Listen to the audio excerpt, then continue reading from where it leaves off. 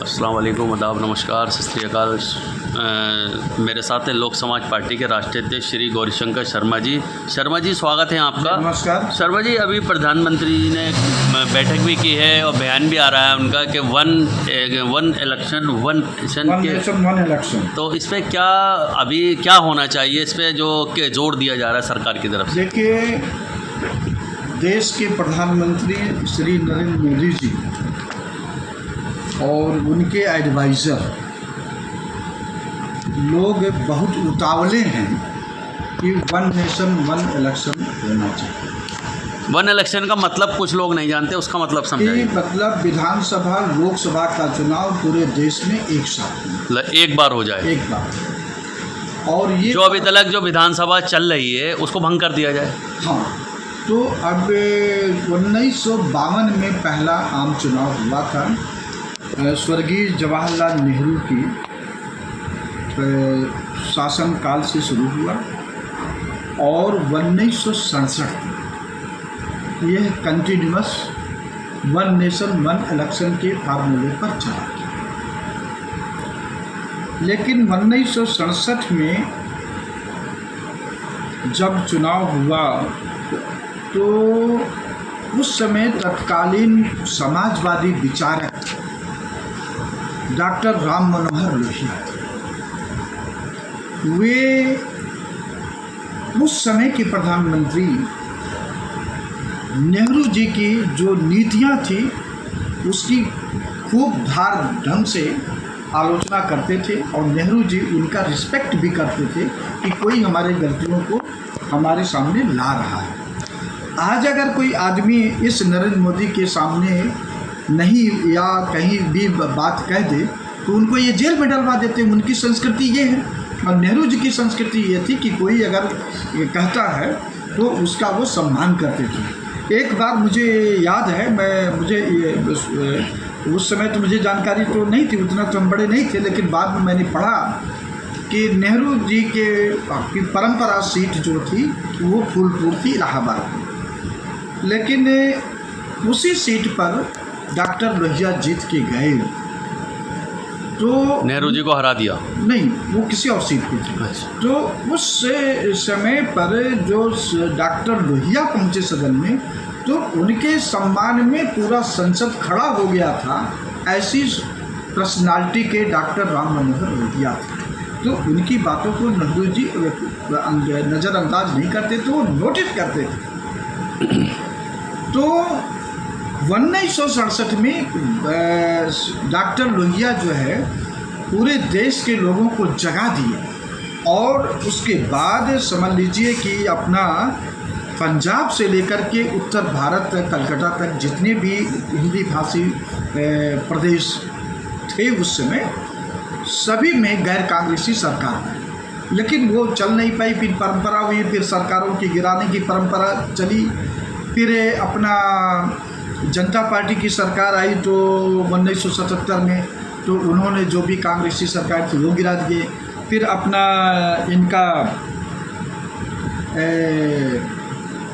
इनकी सरकार आई अटल बिहारी वाजपेयी जी की, तो इन्होंने भी कांग्रेसी सरकारों को गिराना।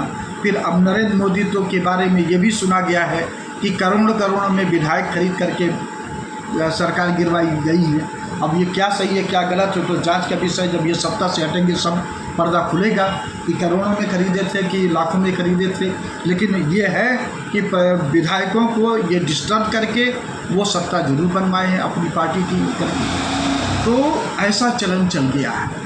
अब नरेंद्र मोदी की सोच है कि पूरे देश में एक इलेक्शन होना चाहिए। अब इसमें एक बहुत बड़ी साजिश है कि जो कंपनी इलेक्ट्रॉनिक मशीन बना रही है, जो धीरे धीरे उसको ठेका मिलता, उसको एक झटके में कई अरब रुपए का प्रॉफिट हो जाएगा।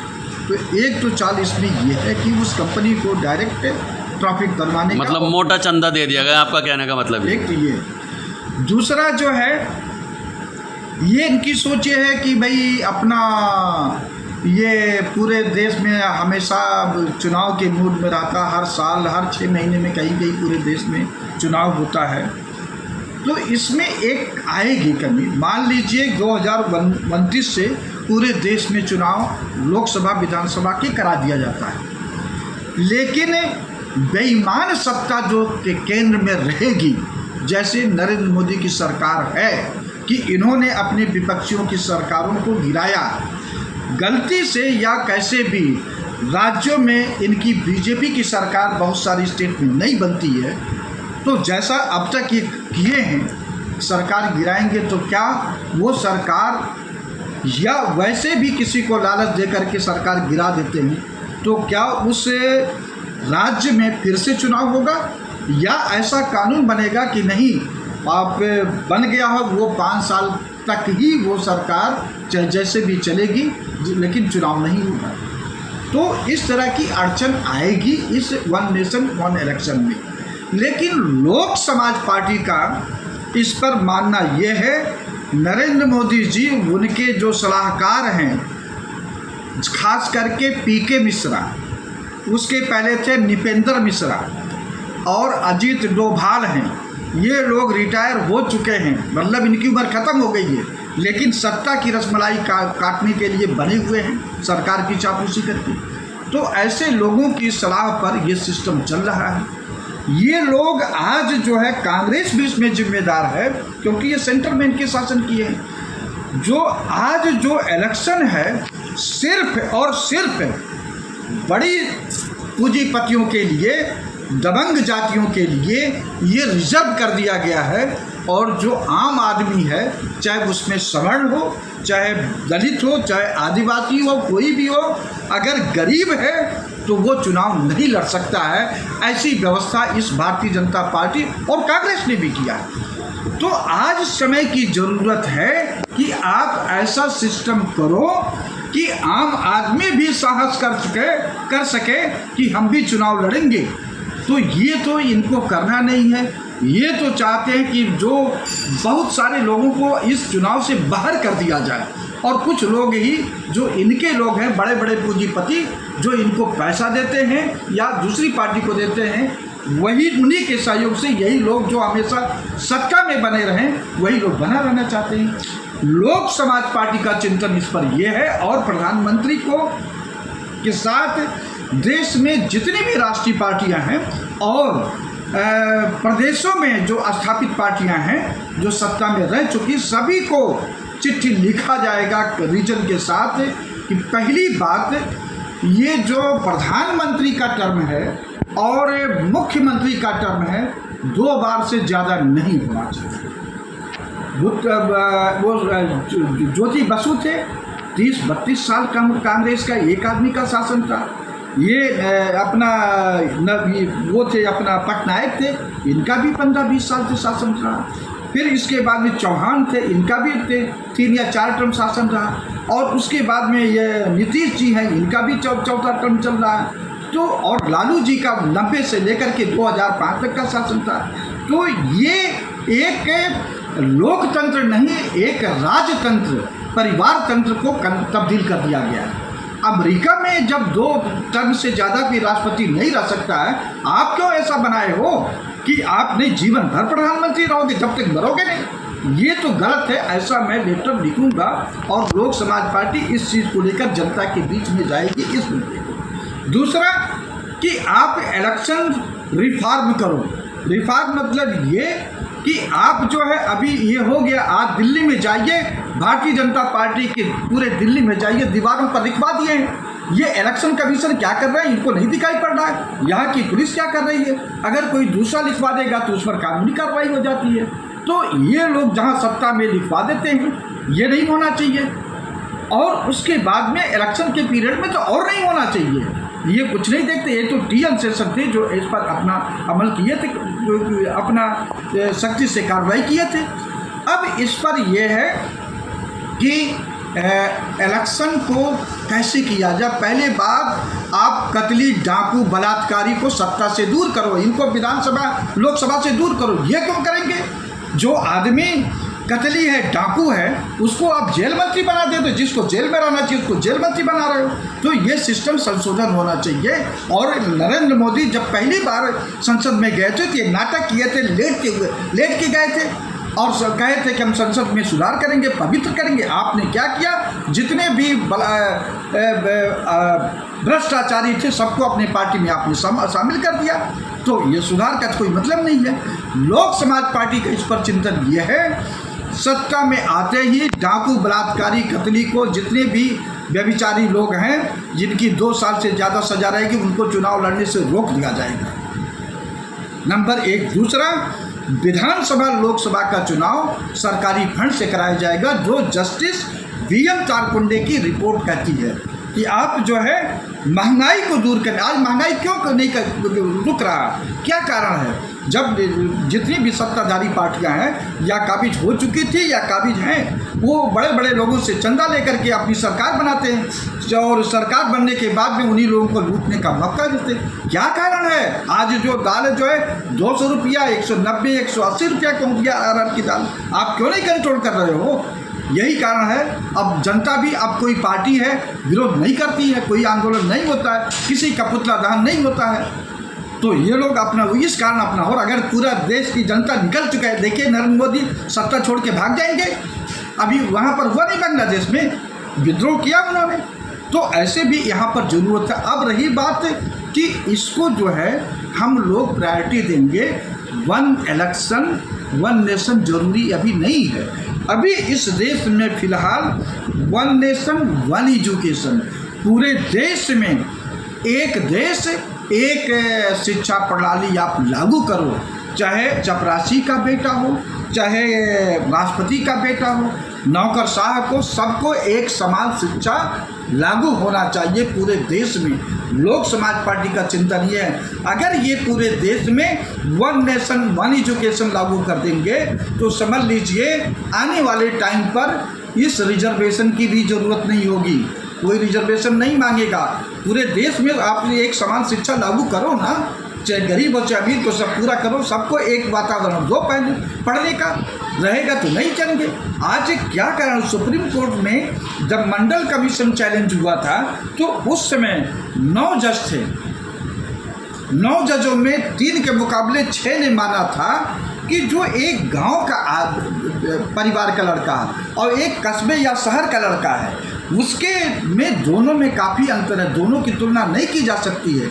वो उसमें कोट किए थे और उन्होंने कहा था कि सदियों दर सदियों ऐसे लोग सताए गए थे जिनको पढ़ने नहीं दिया गया था, तो उनको मुख्य धारा में लाने के लिए रिजर्वेशन जरूरी है। तो जब आप महंगाई पर, पढ़ाई पर आप GST लगा दिए हो, अपने जितने भी पार्टियां हैं, चाहे बीजेपी और कांग्रेस हो या कोई भी स्थापित पार्टियां हैं, सभी के नेताओं के बड़े बड़े इंजीनियरिंग कॉलेज, बड़े बड़े यूनिवर्सिटी उन्हीं के लोगों के हैं या उनके कारपोरेट घराने जो इनको चंदा देते हैं। तो जब आप यूनिवर्सिटी, कॉलेज और मेडिकल संस्थान महंगा कर दिए हो तो गरीब आदमी कहाँ पढ़ पाएगा? तो यहाँ जरूरी है ऐसा प्रयास किया जाए, ऐसा कानून किया जाए, ऐसा सिस्टम डेवलप किया जाए कि पूरे देश के बच्चे जो काबिल हैं, जिस क्षेत्र में जाना चाहते हैं वो पढ़ाई वो कर सके। 1 एजुकेशन 1 नेशन के नाम पर लोक समाज पार्टी, अभी लोक समाज पार्टी के राष्ट्रीय महासचिव और इस पार्टी के संस्थापक सदस्य भी हैं, आप जानते भी हो, बच्चन सिंह करौतिया, वो जो है उनसे भी हमारी आज ही चर्चा हुई है। नवंबर में हम लोग जंतर मंतर पर इस पर धरना देंगे कि आप पूरे देश में 1 नेशन 1 एजुकेशन की बात कीजिए, और 1 नेशन 1 इलेक्शन तो बात की बात है, ये तो सेकेंडरी है। पहले आप लोगों को लड़ने के लिए ताकत तो दो ना। आप तो ऐसा कर दियो कि गरीब आदमी लड़ना पड़े, जैसे ब्रिटिश काल में था। ब्रिटिश काल में चुनाव लड़ने के लिए और समर्थन करने के लिए, वोट डालने के लिए एक हैसियत की क्राइटेरिया रख दी गई। आप ये हैसियत है तो आप वोट डालोगे और नहीं तो आप चुनाव लड़ना तो दूर है। तो आज वही धीरे धीरे नरेंद्र मोदी, भाजपा, RSS के लोग ऐसा पूरे देश में कर चुके हैं कि इलेक्शन से आम आदमी दूर हो जाए, यही लोग अपना सत्ता का रसमलाई चाहते रहें। मेरा सवाल था कि अभी एक नया मुद्दा चला है, तिरुपति बालाजी मंदिर में जो लड्डू बनते हैं या बांटे जाते हैं जी। वो चर्बी के, कौन कौन सी चर्बी के बनते हैं ये तो अभी कहना मुश्किल है, बाकी हाँ चर्बी के बनना है ये बिल्कुल स्पष्ट हो हाँ, चुका आगे है। कई पेपरों में और राम मंदिर का जिस दिन उद्घाटन हुआ उस दिन बताया जाता है वहीं से उसी मंदिर से राम मंदिर के लिए वो लड्डू आए थे।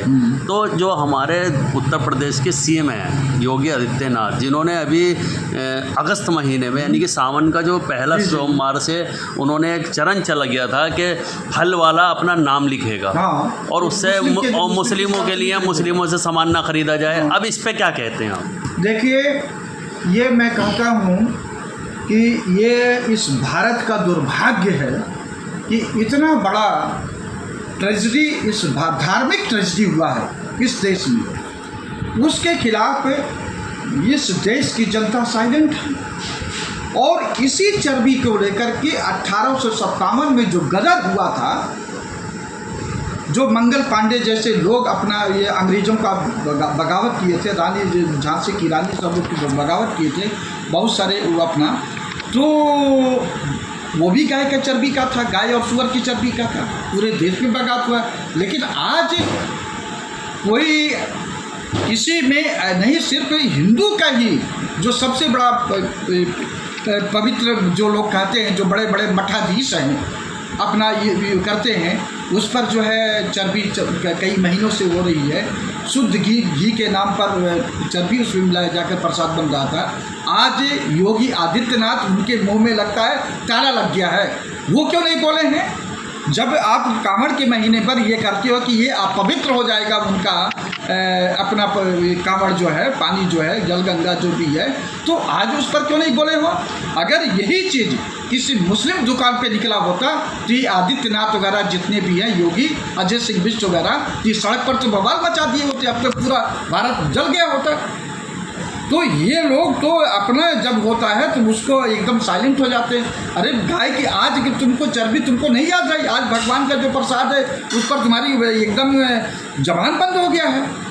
तो लोक समाज पार्टी दो मुही चाल को, दो मुही करैक्टर का विरोध करती है। जो गलत है गलत को, चाहे अपना हो कोई पर आया हो। ये नहीं कि मुस्लिम का है तो आप उनको वो करो, उससे फांसी दे दो, और दूसरा है कि आप उसको ना करो। आप उस पर अभी तक FIR दर्ज क्यों नहीं हुआ? किसी ने करवाया? ये लोग क्यों नहीं किए? तो ये लोक समाज पार्टी इसका हम कंडेम करती है इस घटना को। और ख़ास करके जो हिंदू के मठाधीश हैं, जो हिंदू के ठेकेदार बनते हैं, वो साइलेंट है, उनको मैं कंडेम करता हूँ। बहुत बहुत शुक्रिया। तो ये थे हमारे साथ लोक समाज पार्टी के राष्ट्रीय अध्यक्ष श्री गौरीशंकर शर्मा जी। और